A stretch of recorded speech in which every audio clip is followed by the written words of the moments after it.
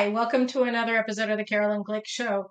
I'm going to be joined shortly by my old friend Banafsheh Zand, an Iranian dissident, an emigre journalist, researcher, the daughter of one of the most prominent feminists in Iran under the Shah, to discuss the revolution and what we can expect to happen and how we're supposed to understand what's happening and its chances of success. But first, I just want to share with you a couple thoughts about some of the events that we've seen in the past couple of days. And the first thing that I want to talk to you about is the World Cup and the prominence of the PLO flag, the proceedings we saw over the weekend when the Moroccan national team beat Portugal and went up to the semifinals. That before they didn't, the players weren't waving this flag of Morocco, they were waving the PLO flag.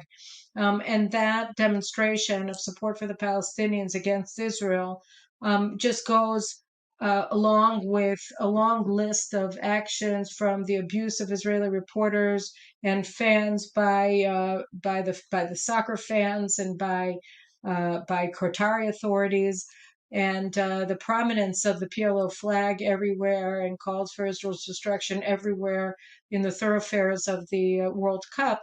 What we're really seeing here, more than what it tells us about Morocco, although it's important to remember that the Muslim Brotherhood did win the elections in Morocco in the recent past, is that Qatar is the capital of the Muslim Brotherhood. It is behind Iran, the greatest state sponsor of terrorism.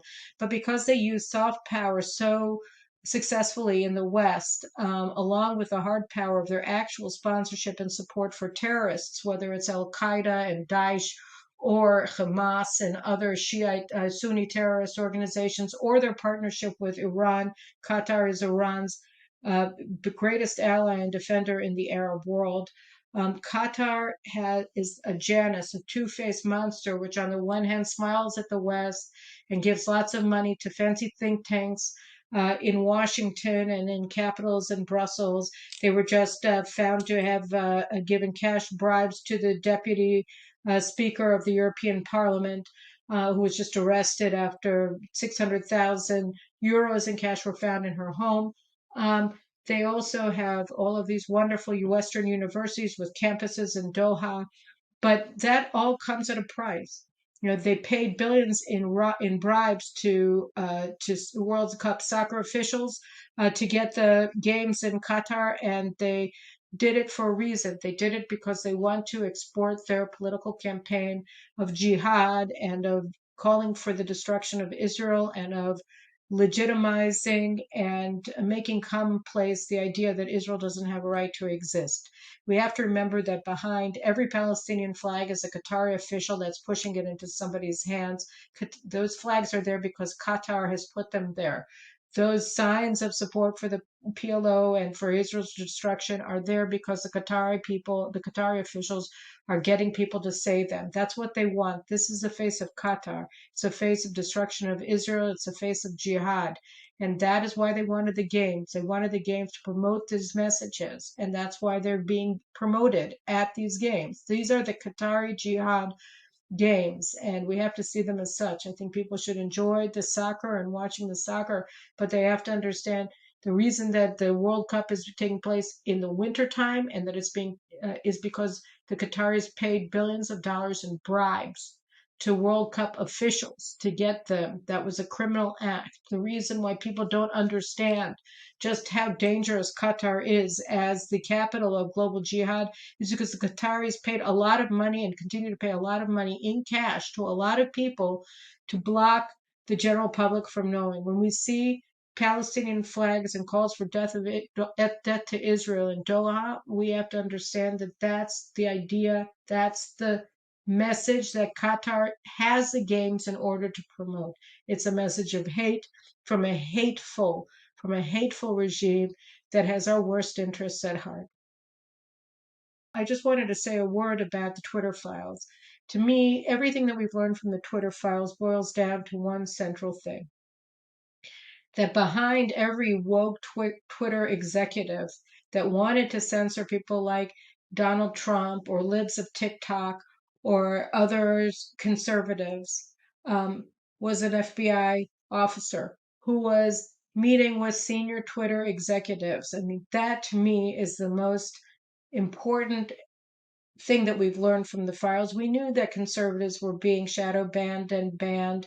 We knew that there was a conspiracy of Twitter executives who were very woke to silence Trump and his supporters throughout the 2020 election. The fact that now we're seeing the substantiation for that is great, because it's like somebody who's paranoid finally being given proof that no, he's not paranoid, he really is being chased. And I think that's very important. But the thing that I find most notable and alarming is the central role that FBI agents were playing in that. We found out that Yoel Roth, who was the chief censor at Twitter, that he was meeting regularly, as in apparently in the lead up to the elections, more than once a week, perhaps daily, with members of the FBI and the Director of National Intelligence and other U.S. intelligence organizations about censoring conservative voices, pro-Trump voices, but voices that have dissonant views of the against the COVID-19 closure, lockdown, orthodoxy, that they were being censored not only by woke Twitter revolutionary executives, but also by the FBI that was pushing the agenda of censorship of political opponents of the Democrats on this very powerful social media platform, and also, as we know from Mark Zuckerberg, at Facebook. This is really alarming, and it shows that in the United States, Americans are suffering from the same phenomenon that we're seeing now in the streets in Israel.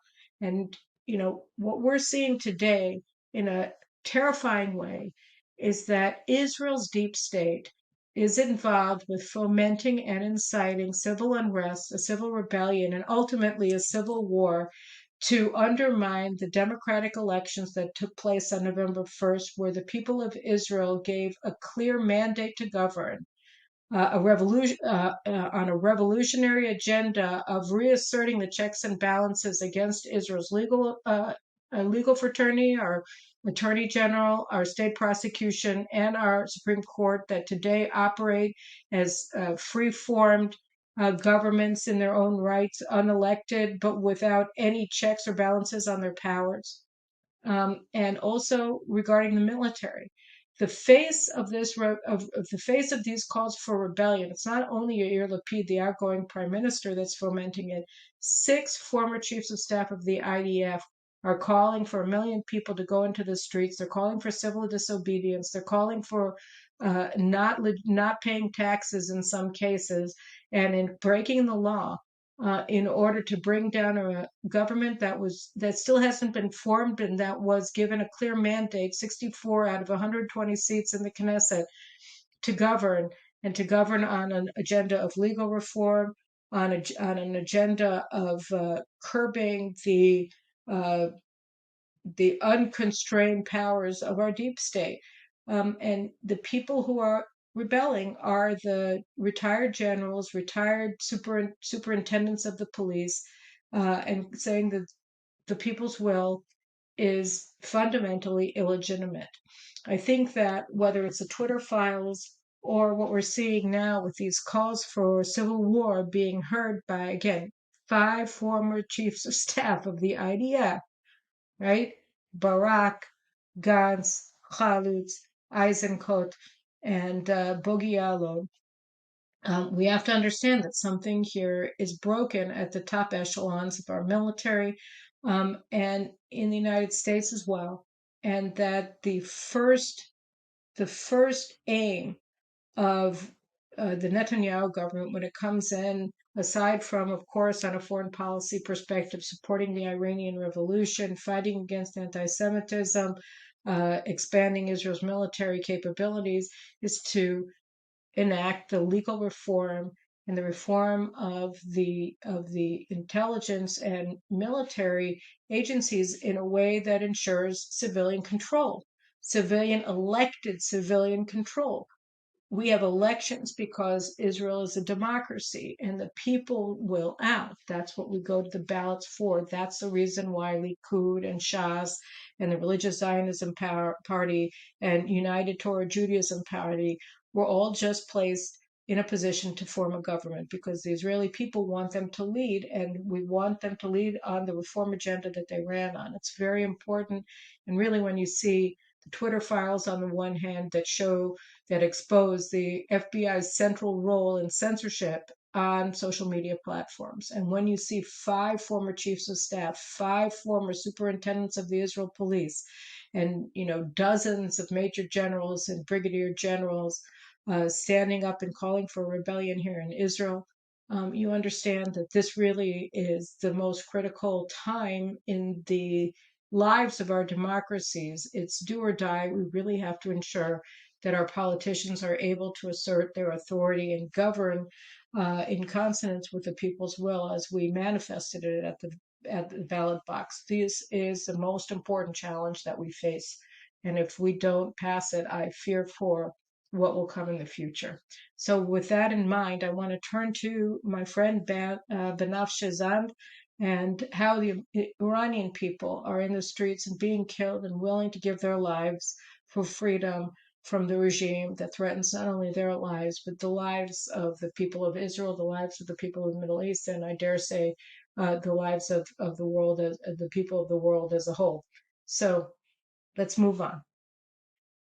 I'm so glad today to be talking with my old friend Banafsheh Zand. I think I've known Banafsheh for almost 20 years. I don't even remember when we met, but Banafsheh comes from a family of Iranian dissidents. Her mother, actually, I'm going to have her on another episode of this, but her name is Mada Zand Irvin, and she was really a trailblazer for Iranian women. And as the head of the customs under the Shah, she wrote an incredibly important book about the history of women in Iran, the 8,000-year history of women in Iran, called The Ladies' Secret Society. But I want to talk with Banafsheh, who is a journalist and a researcher, and is both well versed with the issues of the history of the Iranian women and also with current events, to discuss really what is so unique about the revolution unfolding on the streets of Iran, which is that it was instigated by, and it's being led by Iranian women. And in fact, I mean, I saw the latest count that I saw was at 40%, unfortunately, of the people who have already been killed by the regime are women, a lot of them young women. And so I think that this is really remarkable. I don't remember another revolution, not in Iran or anywhere else in the world for that matter, that was led specifically by women. So first of all, without further ado, Banafsheh, thanks so much for joining me on today's program. It's just a pleasure to finally have you on. Yeah, we met in 2004. Yeah. So 18 years indeed. It's been a long time. Well, and we've been working on the issue of freedom for Iran, really talking about it, thinking about the prospects, really since then, 18 years. So, before we go into the larger prospects of the revolution, can you just explain to me a little bit about the women? Why is it the women that are pushing this? How is it that this revolution is so different from all the protest movements that we've seen, both in terms of its breadth and its staying power? And I think that the most unique thing was that from the start it was led by women. How is it that women are in such a position now? Under the Shah, women had many protections. They had family laws written for them. They were beginning to take steps to equality. There was an organization called the Women's Organization that was fighting for women's rights. And when Khomeini came in, when you look at all of the interviews done from those days back on YouTube or something, you'll see that when they interview women, even women who were wearing chadors for that matter, even those women were saying, "This guy is going to come into Iran. He's going to put the chador on our heads. He's going to force us back down to what we were 50, 80 years ago. We don't want this. We want our freedoms. We're afraid of him." And throughout the 80s, it was an absolute nightmare of a different sort, where women were getting slashed in the face if they were wearing makeup. Um, yeah, I mean, the things that have been done to women in the last 44 years, 43 years, is something that honestly no civilized society should have to endure. I posted a video on my Twitter feed this morning. I think it was that I found from one of the Iranian regime opponents, where they were showing what it really amounts to, these morality police, that they are hitting women with the butts of rifles and pushing them very violently into paddy wagons, and just violently assaulting them if they dare not to cover all strands of their hair while in public. And it's a kind of brutality that, it's sort of, it's hard for Western women, I think, to get our arms around, because it's so.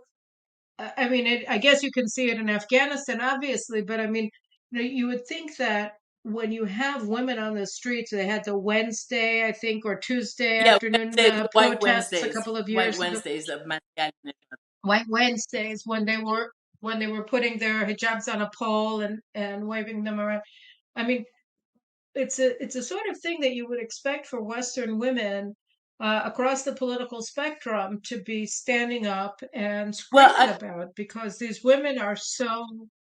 And none of that is happening. But on the other hand, and this is really the point, not just the hypocrisy of so-called Western feminists, but also that against these women is always another woman with a chador all in black, right? And so even when they're being attacked by men with rifle butts, there's a woman in the picture wearing a chador pushing them into the rifle butt. That it so that it's also this clash between the regime supporting women and the women who want to be free. And so there's this dynamic. Do you think that it's at play as well today with women leading the revolution? Are there also women in the front lines of the revolution, of the regime, opposing them, or have they faded no, there back? are plenty of women within the structure of the regime who hate all of what's going on. And recently, even Khamenei's own sister and his niece have spoken. Actually, they've been speaking for many, many years. It's just that they've been shut out of everything, and the Western media has chosen to ignore them. On the topic of the disappointment of our women, Iranian women's disappointment on the Western women's silence, I have to tell you, we've even had moments which have been incredibly important and could have been at just as effective as they are now, had our Western friends been more conscientious. And I'll give you an example. In 2006, the most beloved Iranian poetess, Ms. Simin Behbahani, who has now passed away, but she won the Simone de Beauvoir Award. A brilliant woman. She organized uh, a gathering in front, again, Tehran University, and large group of women who had become what later on turned into 1,000,000signatures.com. It was a movement that Iranian women, emancipated women, were trying to push, that was to gather signatures in order to push the idea of relenting on the Sharia laws and letting women have jobs and basically stand up on their own 2 feet the way all women want to. Sean Penn was in Iran at that time. Sean Penn was standing in front of Tehran University.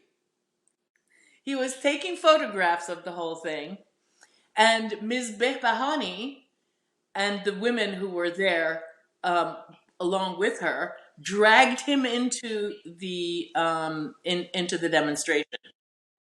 He saw what was going on, and not one word came out of his mouth afterwards. Tons of women, like the Italian Federica Mogherini, worked with the regime, knowing what the Khomeiniist regime is doing to women in Iran. I'll give you the example of the Swedish Anna Lindh. Same story. It's just been an ongoing series of betrayals. And the funny thing is that the women have never stopped. It's just been an ongoing, it's as if it's become a kind of a dare now that women are like, okay, you want to continue to treat us this way? Fine. And that's generally become the mood of the Iranian people anyhow. They are not going to relent. And this Well, that's another question. Can I just interrupt you for 1 second? The men of Iran, right? So in 2019, in 2006, when the poet laureate was having this protest and Sean Penn wasn't doing anything, what were the men of Iran they were doing? Is there a difference today in the behavior of the Iranian men vis-a-vis the freedom protests of the women than there have no been in the Iranian, past? How do you explain how this is taken off now as opposed to in previous Iranian men have efforts? always stood with Iranian women. So it's been a really wonderful collaboration and support system. It's never been Iranian men siding with the regime or wanting to keep women down, because that's not the culture of Iran. Iran's a matriarchy. And the equal respect for mother and father in a home is very much a part of the reality we are all raised with. Now, in terms of all of the rest of the protests and the history of 43 years of fighting this regime, I'll give you a little interesting timeline to consider. So, from the early days of the revolution until now, every time we've seen protests of the various, what we call in Farsi, the guilds. And by that we mean the various individuals and the various, so there's university students, there's the journalists, there's workers, there's women. And up until 2009, what you saw was ongoing demonstrations every day. In some part of Iran, there has been for the past 43 years a demonstration. Not possible. But they were for specific things that they Of wanted from course, the regime, like, because the right? regime has continually usurped our national resources, the money and the assets that belong to the people of Iran, and on down the line, the human rights violations, civil rights violations, you name it. But the thing is that in 2009, what happened was that all of these groups came together. All of these groups organically sort of fused together, and it became a big cabal of the angry and the protesters, and decided never in a million years to separate again, because effectively that whole coming together and that collaboration has really pushed the regime farther into the corner than it ever had been. So in 2009, and I give the timeline of the protests in 2009, that it started out with the Ahmadinejad re-election. But the funny thing is that um, it kept going. When it kept going, as I kept listening to the way that the international media described it, I kept on hearing, and this has been a trend up until literally now. So even the 2019 protests, people were saying, "Oh, well, they're upset because the election was stolen from them." No, it's not because the election was stolen from them only. That is a trigger. There are a zillion different issues that Iranians are. But in 2009, in 2009 specifically, the Green protests were to try to reform the regime. I mean, the men who ostensibly won the election that was stolen in favor of Ahmadinejad by Khamenei were of the regime. I mean, they weren't seeking the overthrow of the regime; they were seeking power, and they felt that they were reformists, they were whatever you want to call them, but they felt that they had been robbed of their victory, and that was, I mean, that was how I interpreted it at the time, that it wasn't that this was a revolutionary protest movement. It was a rebellion against the theft of the Well, it election. started out It that was way. Look, more like, everything starts out with a trigger. So in 2019, the trigger was the price of petrol going up overnight, and Iranians are already broke and starving. and that has changed. Has there been a change since '09 to 22? Why is it why do these protests seem to be much more powerful than 2009? Is it because the concept of a reformist still had credibility in 2009 and it no longer has credibility in 2022? Or is it something else? Is it that plus something else? What is it that's changed in the intervening 11 or 12 years? Why is it different today? Or how is it different today? Or both? So what they're trying to do is they know that they're on their way out, because even from within the regime, even from within even the children of some of the mullahs, even the various young mullahs themselves. I mean, you have now videos, and this is what I've been saying this for years and years and years. There are more mullahs in clerical prison for opposing the Khomeiniist regime than there are ruling the regime. So a huge number of young Really, I mullahs, didn't see that a data. huge number of young mullahs are opposed to this regime, and they've spoken out. And nobody really realizes just what a madhouse their clerical prison is. The clerical prison is something that nobody ever talks about, but I'm telling you, there are tons of clerics and Shia mullahs in there who completely oppose this regime, and their mouths have been zipped up and they've been thrown in the clink. The reason why is because up until 2009, and this is a kind of an odd thing, but it's very true. Iranians, for some bizarre reason, thought that the reaction to the regime's violence and civil rights and human rights violations would actually at some point reach a fever pitch. They thought that the West would support that, that the relationships would be cut off. So, in other words, they were waiting for somebody to do what Trump did and what Pompeo did. What Pompeo did was really quite marvelous. He cut off the money supply to all of the heads of the regime. They basically choked their revenue stream. And that in and of itself began to erode the structure of the regime in very many practical levels, because the regime insiders started to realize that there's nothing they can do to actually control what happens outside of Iran, within let's say the Democratic Party, or within their support system for in European Union or elsewhere. So this began to sort of shift the Iranian people's mindset in terms of the self-confidence. They started to realize, okay, nobody's going to come to our support. We're on our own. This is what it is. And we got to fight our way out of this ourselves.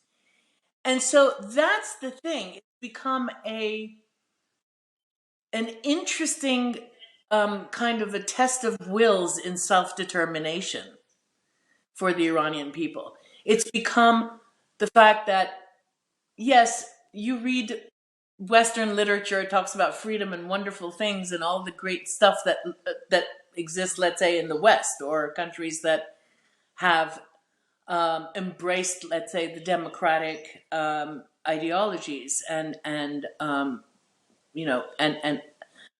modus operandi, governments, people's mentality. Everything is basically works for in that direction.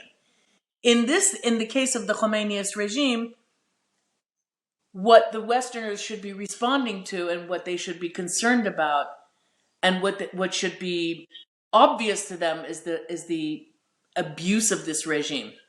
So if they don't see it, fine, we'll fight our way out of it ourselves. And that's kind of basically. So you think that the difference is that they're not looking for some outside power to come in and save the day. Then now is that what you're saying? That now they realize that they just have to rely on themselves. That's the difference. Yeah.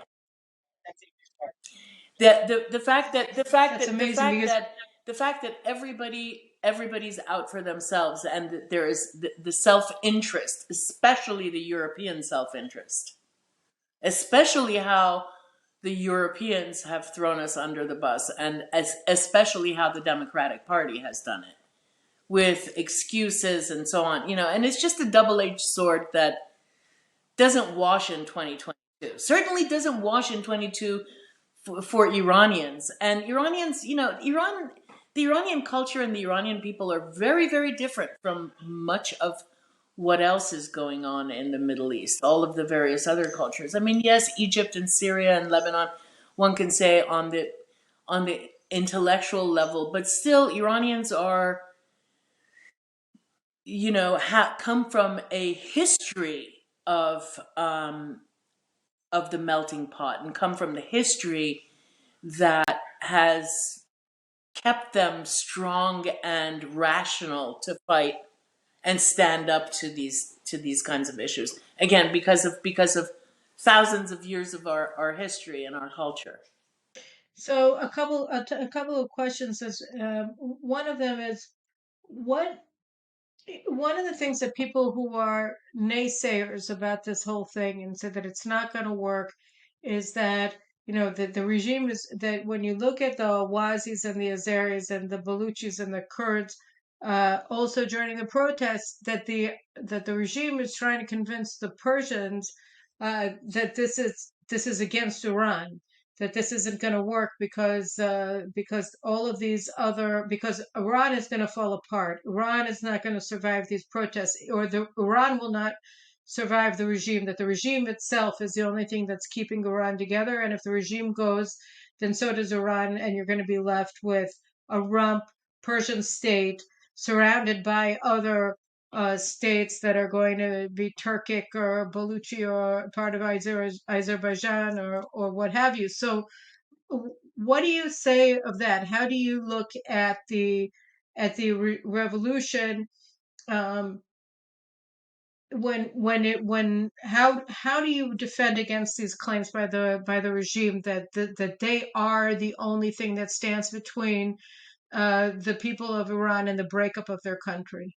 The regime came in and basically decided to manipulate the various clans and tribes and ethnic groups, as they want to call it, against each other.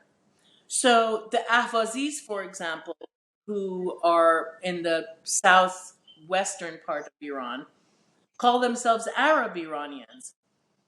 Then there's the people in Azerbaijan, north of Iran, who call themselves Turkic Iranians, and all of So, but the thing is that to try to tear apart a country that has been a specific formation, because a manipulator group is trying to use those small differences in order to create social strife, in order to tear the fabric of our society apart, has been exactly what that regime has done.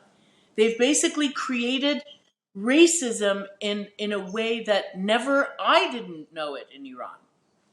And they've created a level of paranoia among the various peoples who are, for example, let's say the Baluchis. The Baluchis in Iran are so abused. They are so what's done to them is unbelievable.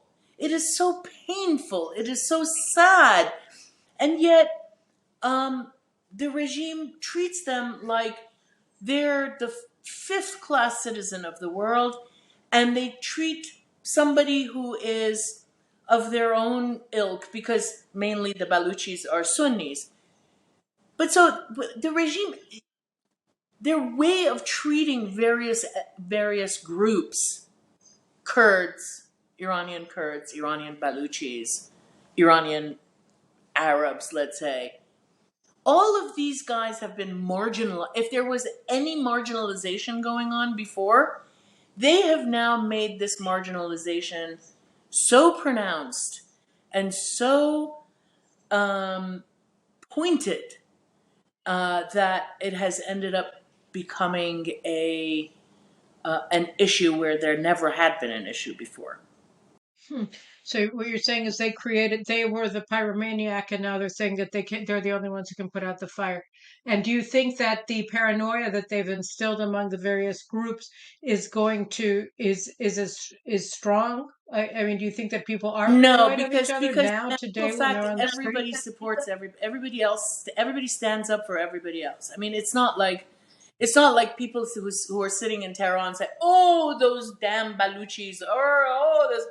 The thing that Iranians are very, very concerned about is literally the nature of the separatist talk that's going on, because many Iranian, let's say Iranian Kurds, don't want a separate Kurdistan. They think of Iran as belonging to Kurdistan, not Kurdistan being separate from Iran. And so there are groups of people who are looking to separate, but there's a huge majority of those people who don't. And so the point is there's all of these tiny little Berserkistans all in that neighborhood anyway. What we're gonna, people are having enough problems dealing with one country. Now you're gonna separate it and cut it up into 1,000 different duchies, in a sense, and to what end and who, So I don't think that that's even a possibility for the country to be cut up. And people are not against each other. They're very supportive. If somebody in Baluchistan is hurt, somebody in Azerbaijan writes about it and covers it or is concerned about it. And they know that they all live under the same regime. So whatever happens on one side of the country, it'll happen on their side. So And then the last thing really is, what do you think? I feel like I've been studying. I've been following the regime, the anti-regime protests in Iran probably since I met you. I think it was around that time that I started looking at Iran in a much more in a deeper way, largely because of our friend Michael Ledeen and what I learned from him about Iranian society being an inherently revolutionary society, very different from the neighbors around them, and also very similar to Jews in that way. And so but it does seem like we have crossed the Rubicon, and the question is, um, what what can what can what can happen? What can we expect? How can we? How will we know whether that's true? Whether the regime is really going to fall? What are the indicators that we should be looking for? And then finally, what can we do as individuals? Just lobby our governments? I mean, in Israel, we're going to lobby our governments to rally humanity, but I mean, how? What can individuals looking at this on social media and amazed by the incredible courage of the Iranian people? What can we do to help? But first of all, what is the indicator that this really is gonna, this is it, the regime is done for, and what can we do to hearken that day? How can we bring that to Um, pass, or so what so can the thing is what is that there is the greater factor that again that all of Western media has said so far. I mean, there's very very few people in the international media who have called a spade a spade. Eli Lake, Ben Weinthal, you yourself, people who have not fallen for the hair splitting and excuse making and apologistic attempts to keep this regime afloat, or give the protests and the discontent of the Iranian people another label. The thing is that um, simply the bottom line is people want this regime gone. Even women or families whose uh, who supported this regime in 40 years ago, and Khomeini basically came to power because a lot of the rich members of the bazaar, who were religious people, supported him. Now, those same people from the bazaar realize, because they are the ones with the cash, they now realize that not only did the Khomeiniist regime not care about them, but that they were used, and that it's a, you know, they're basically, they've served their purpose. So now every layer of Iranian society is angry. Every echelon is expressing its discontent and its anger toward this regime. And the thing is that one of the things that is really interesting is that we all keep an eye on news of the regime wanting to run away. Biden has so many problems of his own, and this JCPOA is dragging on, and people who were original supporters are falling off like flies. And the regime is now talking to Maduro in order to run off to Venezuela. Now, these are not rumors. These are not that we get information from many people who are who work within the structure of the regime, who inform people, who put videos out, who put audio out, who put information out, and we get that information on a constant minute to minute basis. So the thing that I'm trying to do is get people to realize that there's no discounting this situation anymore. It's over. And the regime knows it. The people have basically said, we are going to fight to the death now. Do what you want to do. We will fight to the death.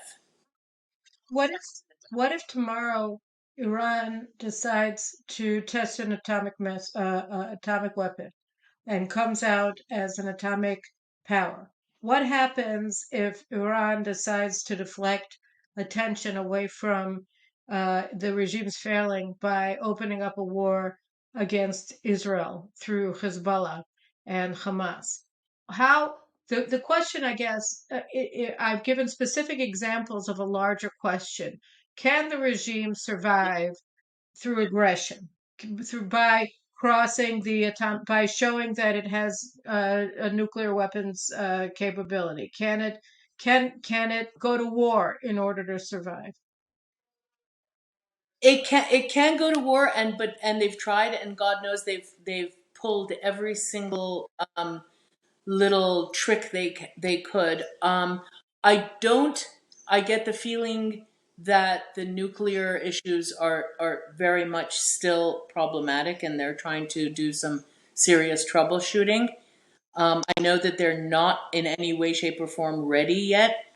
But what they do have, and myself and dear old Michael Ledeen and I have sounded this alarm for many, many years now, and that is the recruitment of their suicide bombers that, you know, you only know only too well in Israel. But they have spent since from 2005 until now recruiting people to work from within countries. So when you talk about these people who are streaming across the U.S. border, again in 2007, I was reporting that a lot of Iranians were being given fake Venezuelan passports, fake Mexican passports, and they were coming across the border, and they are still coming across the U.S. border, and they are Hezbollah. And there is a huge cabal of them in various parts of the United States. In New York State, for example, a huge cabal of them, upstate and in Long Island. And they have been working, they've been at it. But here's the thing. The thing is that the regime experiences in terms of their attack capabilities, or their let's say troublemaking capabilities. One of the things that they have are setbacks the same way that anybody else would have. So they go 10 steps forward, 6 steps back. And the funny thing is that um, trying to get themselves stabilized and trying to get themselves um, constantly going. And so in other words, they are they're doing their world and their life is all about troubleshooting. It is not about concrete building and going forward. um, they can't they can and they just don't have the infrastructure to keep on keeping on it the way they want to. They're so disorganized on so many levels. I mean, people, yes, they're great at goose stepping. They're great at their doing their parades with their big giant bombs and stuff. But there's a lot of hot air in there. It's not by any means what they pretend to, for it to be. In other words, they're just faking it in on plenty of levels. And so this is so people have now begun to realize that this is by no means some some religious group that you have to be nice to and you have to be considerate to and just talk to like it's the Dalai Lama that you're talking to. They are mafia. That's the simplest way that you can put it. They are a mafia group. They have no qualms about carrying out assassinations against each other and other people around the world. And their days are numbered. And this was a long time coming. They had their chance, and now their chance is pretty much over. And there's a lot of the good news is that in terms of the leadership, people say to me, "Oh, well, but there's no leader to lead the Iranian people back to Iran." But the Iranian people are the leaders themselves, because the last time they had a leader, look what happened. It's about bringing the one last thing to fruition. And then we'll cross, again, as you mentioned, we'll cross the Rubicon of leadership, because there are people. And those people aren't going to be mentioned off the bat. Why, if they're mentioned off the bat and they're turned into, then they'll either be killed or they'll be poo-pooed by the people who are the regime's apologists, who you and I know have been slithering around Washington, D.C., and who have been siren singing in the ears of all of the Democrats on Capitol Hill. My own father was a political prisoner, as you recall. He was a famous journalist. He was a celebrated public intellectual.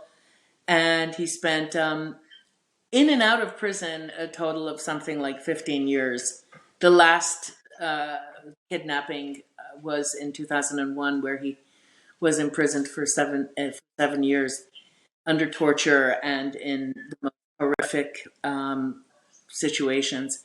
And in 2011, he was assassinated. They threw him out of the sixth floor balcony of the apartment where he was under house arrest. In fact, they tried to kidnap me off the streets of New York in 2004, and back then, nobody in the news or in the media or even the FBI wanted to listen to me when I contacted them and told them that one of the regime's own employees from their office, their permanent representative at the UN office, jumped out of a car on 42nd Street and First Avenue and was pulling me into the car as his buddy was driving, and their offices was like 3 blocks away. And had they succeeded in dragging me into that car, had the NYPD cop not come to my aid because I was screaming in the middle of the street, I would have landed in that car and they would have driven me into the building 3-4 blocks away. And that I would have been on Iranian soil, and that would have been the end of that. But nobody in the news was interested in writing about it then. The funny thing is though, that all of these things that they've pulled. So the fact that Masih Alinejad's story of how she was about to be attacked, and all of these other Iranians who have been either killed or there have been kidnapping plots or this and that. Now these things are becoming finally. I mean, I lived through them all, where nobody wanted to write it. But now, again, as I said, I've been watching things unfold and change, and that the fact that now the media covers this stuff is a really wonderful thing. I agree. I think that the more we can get the message out that this is a revolution, not a protest movement, that these are revolutionaries, not protesters, and that Iran's regime is dead, and we just have to get out from underneath it. It's going to happen, but it's a corpse. I think that the faster it'll actually happen. So, Banafsheh, you really were one of the first people out there who were not only, a dissident to the regime, but also a revolutionary, and your mother and your father. And I applaud your family for your courage and you. And, may God protect all the Thank people in you. Iran. I mean, it's an what's happening right now, and we should all be Ben fighting for this. So, Weinthal and Simon Constable and I are going. Simon Constable from Wall Street Journal, Forbes, and Time Magazine, and Ben Weinthal from Jerusalem Post and Fox, and myself, starting in the new year, are going to have a podcast, YouTube channel show called Iran So Far Away. And once we're up and running, I will let you know so that you can give us a plug from time to time. I will, and you're You gonna be bet. on it too, You right? bet.